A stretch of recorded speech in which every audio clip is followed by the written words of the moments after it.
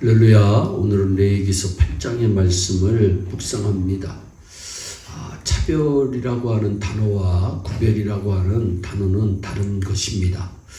예를 들어 콩쥐팥쥐 이야기에서 보듯이 어떤 아이에게는 좋은 옷을 입히고 다른 아이에게는 나쁜 옷을 입힌다든지, 어떤 아이는 놀게 하고 다른 아이는 힘든 일만 시키는 것은 차별입니다.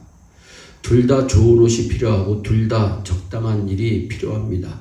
그러나 예를 들어 키 큰 아이에게 큰 옷을 주고 키 작은 아이에게 작은 옷을 준다든지, 덩치가 큰 아이에게 먹을 것을 많이 주고 덩치가 작은 아이에게 먹을 것을 적게 주는 것은 구별입니다.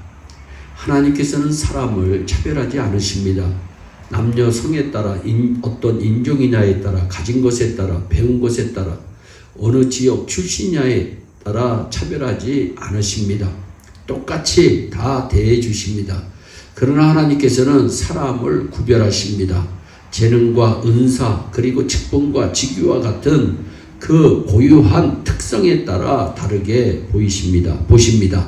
다른 일을 맡기시고 다른 명령을 하십니다. 그리고 다르게 평가하십니다. 사랑하는 여러분, 우리가 차별과 구별을 혼동해서는 안 됩니다. 우리가 하나님 앞에서 구별된 존재라고 하는 의식을 갖고 사는 거 굉장히 중요합니다. 그러나 차별된 존재라고 생각해서는 절대로 안 됩니다. 오늘 본문의 말씀을 보면 하나님께서 사람을 구별해서 세우는 이야기가 나옵니다. 레위기서 8장은 소위 제사장의 위임식에 관한 말씀입니다. 하나님께서 아론과 그의 아들들을 제사장으로 성별하시고 공개적으로 의식을 갖추어 저들을 제사장으로 세우시는 이야기입니다. 이스라엘은 신에선 언약으로 하나님의 백성이 되었습니다. 이제 저들은 남다른 특권을 누리게 되었습니다. 바로 하나님 앞으로 나아갈 수 있게 된 것입니다. 그러나 중요한 것은 아무렇게나 하나님 앞으로 나아갈 수는 없습니다. 오직 한길 제사를 통해서만 하나님 앞으로 나아갈 수 있게 된 것입니다. 출애굽기와 레위기를 보면 하나님께서 친히 제사 제도를 아주 철저하고 세밀하게 세워놓으신 것을 발견할 수 있습니다. 먼저 성막을 짓게 하셨습니다. 제사들이 성별된 장소가 필요했기 때문입니다. 그리고 레위기서 1장으로 7장의 이 성막에서 어떻게 제사를 지낼 것인가, 구체적인 제사 방법을 말씀해 주셨습니다. 제사 드리는 성별된 방법이 필요했기 때문입니다. 또한 오늘 본문의 말씀에서 성막에서 제사 드릴 때 그 제사를 집내야 할 제사장을 위임하여 세우게 하셨습니다. 제사를 위해 섬길 성별된 사람이 필요했기 때문입니다. 그렇습니다. 제사장은 제사를 위해 필요하기 때문에 하나님께서 세우신 사람입니다. 그래서 제사장은 하나님의 필요를 채우기 위해 세워진 성별된 사람이라고 하는 의식을 가지고 살아야 합니다. 사랑하는 여러분, 우리가 하나님의 필요에 초점을 맞추고 살아야 합니다. 내 필요보다 하나님의 필요를 앞세우는 삶이 참 복된 삶입니다. 오늘 본문의 말씀을 묵상하며 같은 표현이 반복해서 나오는 것을 발견할 수 있습니다. 여호와께서 모세에게 명하신 대로 4절, 5절, 9절, 13절, 17절, 29절, 36절 정말 여러 차례 반복해서 같은 표현이 나옵니다. 모세가 제사장을 위임해서 세울 때 철저하게 자기의 생각대로가 아니라 하나님의 명령대로 지켜 행했다는 것을 성경은 기록하고 있습니다. 모세는 이스라엘 백성을 이끌고 성공적으로 출애굽한 사람입니다. 바로 앞에서 그 처절한 영적 싸움을 승리로 이끌었던 사람입니다. 홍해가 갈라지는 기적을 선도했던 사람입니다. 광야의 그 모진 고난을 앞장서서 헤쳐나온 사람입니다. 이제 어느 정도는 알아서 할 수 있을 때도 됐을 법한 사람입니다. 그러나 그는 자꾸 세세한 것까지 하나님의 명령을 따라 준행했음을 성경은 말씀하고 있습니다. 모세는 제사장이 세워지고 나면 적어도 제사 드리는 일에서만큼은 뒤로 물러나야 했습니다.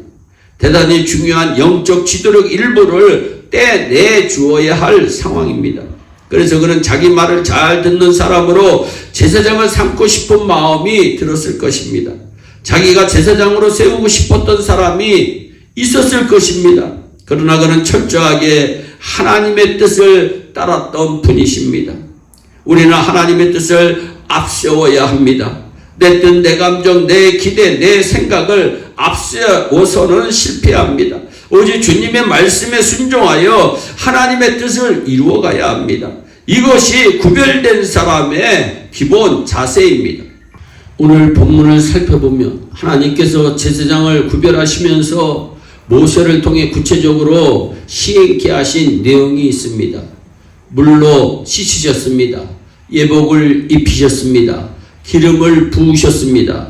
12절을 보면 하나님께서 모세로 하여금 아론에게 머리에 기름을 붓고 몸에 기름을 바르게 하셨습니다. 도대체 왜 사람에게 기름을 붓고 바르게 하셨을까요? 간단하게 말하면 그를 거룩하게 하시기 위함입니다. 출애굽기 40장을 보면 모세가 장막과 그 안에 모든 기물에 기름을 발랐습니다. 그러자 거기에 하나님의 영광이 임했습니다. 다른 모든 장막들과 구별되게 그 안에 하나님께서 임재하셨던 것입니다. 그래서 그것이 성막이 되고 그것이 성물이 된 것입니다. 그렇습니다. 우리가 구별된 사람으로 기름 부음을 받은 사람들입니다. 바로 우리에게 성령 기름이 임하셔서 지금도 우리 안에 거하시는 사람들입니다. 우리가 이 점을 잊지 말아야 하겠습니다. 성령님이 우리에게 임하셨다는 것은 무엇을 말씀합니까? 성령의 능력을 덧입고 있다는 뜻입니다. 사랑하는 여러분, 우리 안에 성령이 거하시고 우리는 성령의 능력을 덧입고 있다는 사실을 잊지 마시기 바랍니다. 그래서 우리 힘만으로 우리 앞에 놓여있는 문제를 해결하려고 쩔쩔매지 마시기 바랍니다. 성령님의 도움을 청하세요. 그분의 능력을 사용하세요. 지금 주님께서 우리 모두를 기대하며 기다리고 계십니다. 하나님께서 우리를 친히 구별해 놓으셨음을 찬양합시다. 하나님의 능력으로 하루하루를 사는 우리 모두가 되기를 주 예수 그리스도의 이름으로 축원합니다. 기도하겠습니다. 사랑의 하나님 감사합니다. 하나님 우리를 구별시켜 주신 것 감사합니다. 구별된 사람들로 살 수 있도록 복 내려주신 것 감사합니다. 구별된 사람답게 하나님의 뜻을 따라 행하는 아름다움이 우리의 교회 온 성도들에게 넘치게 하여 주시옵소서. 감사하고 예수님의 이름으로 기도하옵나이다. 아멘. 오늘도 주 안에서 승리하는 복된 하루 되시기를 바랍니다. 감사합니다.